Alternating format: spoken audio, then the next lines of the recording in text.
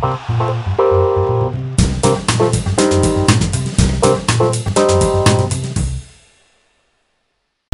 est un ami, c'est un homme que j'estime et c'est d'autant plus difficile. Est-ce qu'on peut parler d'un acte de démence? Oui, oui. D'un acte extrême?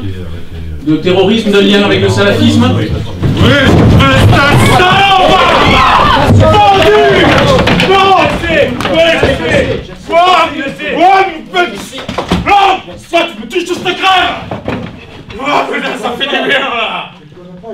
Ça fait une quinzaine d'années qu'on vient ici régulièrement pour faire à la fois du spectacle, mais aussi de travailler sur diverses aventures. On était en compagnonnage pendant des années. On a un peu grandi ensemble avec Derrière le hublot, je crois, artistiquement, humainement et aussi sur savoir ce qu'on voulait faire. Et là, on vient sur une aventure un peu singulière puisqu'on vient tourner un film avec les habitants de Capdenac, dans Capdenac. On raconter une histoire qui va se passer, une fiction mais qui se passera à Capdenac.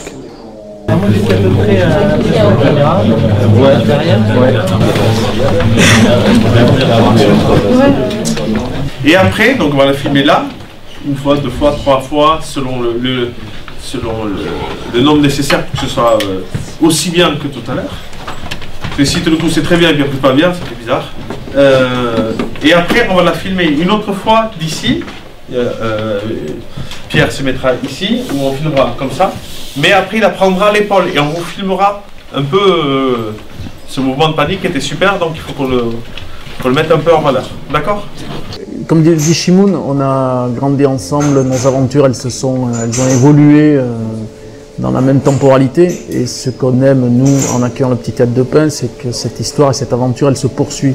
Et c'est que cette aventure autour de ce tournage et le tournage du film Non, c'est une aventure qui se partage avec les gens de Capdenac, qui se partage avec les gens de l'association, qui est une aventure généreuse et qui nous amène à un endroit où on n'était pas et qui va amener les gens de Capdenac à un endroit où ils n'attendaient pas qu'on les amène. Voilà. On a effectivement été en compagnonnage pendant des années. Et je crois que ce qu'on a fait pendant le compagnonnage, on ne le fait plus, mais qu'on continue à essayer de faire autre chose à côté, voilà, et de continuer à être en ébullition. Le film parle beaucoup des colères qu'on peut avoir dans la vie, et on avait envie que ça finisse avec une colère plus positive, pleine d'énergie, qui est celle des enfants. Qui est un peu un des premiers mots qu'on apprend à dire, qui est non. Je veux pas tuer la purée, non. Voilà. Un peu, c'est ça l'idée. Je vais vous dire, ça a été primordial. Pour avoir eu le privilège de connaître un petit peu la construction de Derrière le hublot et d'amener de la culture sur de la ruralité ou de l'hyper-ruralité, ça n'a pas été chose simple. Il a bien fallu une quinzaine d'années. Pourquoi une quinzaine d'années? Parce que c'est bien beau effectivement d'amener le culturel sur des territoires, mais il faut créer le public. Le public n'était pas au rendez-vous, ne connaissait pas. Et effectivement, avec le professionnalisme de l'association et la qualité de la programmation et surtout la diversité de programmation, le public d'année en année s'est construit et effectivement il s'est fidélisé auprès de Derrière le hublot. Et je crois que Derrière le hublot a une politique qui est parfaite, c'est à un moment donné rendre accessible la culture à tous et pour tous. À tous, ça veut dire la délocaliser, c'est-à-dire de la faire venir dans la ruralité, et pour tous, que ce soit aussi pour toutes les couches sociales, c'est-à-dire que financièrement, il faut aussi que la population puisse s'y trouver. Et aller derrière le rideau de ce que peut être la culture, avoir, je dirais, des entretiens, des moments privilégiés avec les artistes dans la préparation, dans leur vie. Qu'est-ce que c'est que la vie d'un artiste au quotidien? Je pense que c'est primordial et ça a été la clé de manière à vraiment impliquer les Capdenacois dans ce projet culturel. Non, mais si vous bloquez, enfin s'il y a quelqu'un qui bloque là-bas, tu vois, et que là ça va. Voilà, par exemple, Payo là-bas qui filme, etc. On les verra quoi. On va se mettre juste dessous là-bas.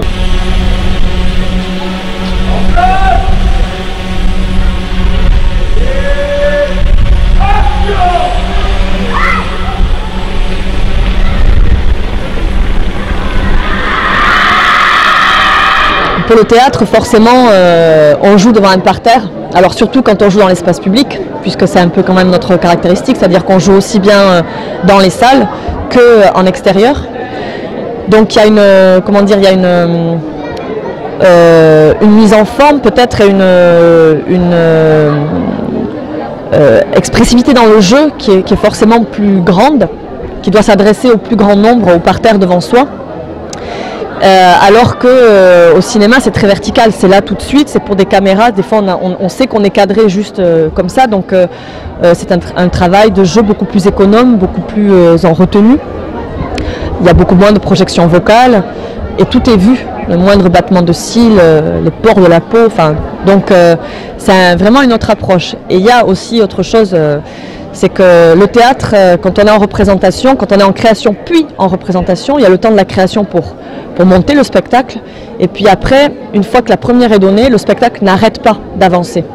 Et nous, parce que c'est un travail de maturité qui se fait entre la compréhension de ce qu'on joue, notre propre maturité, nous, d'hommes et de femmes, et donc ça continue à avancer et à se décanter et à mûrir. Le cinéma, une fois que c'est dans la boîte, on n'y retouche plus. Une fois qu'on a l'écran, c'est figé.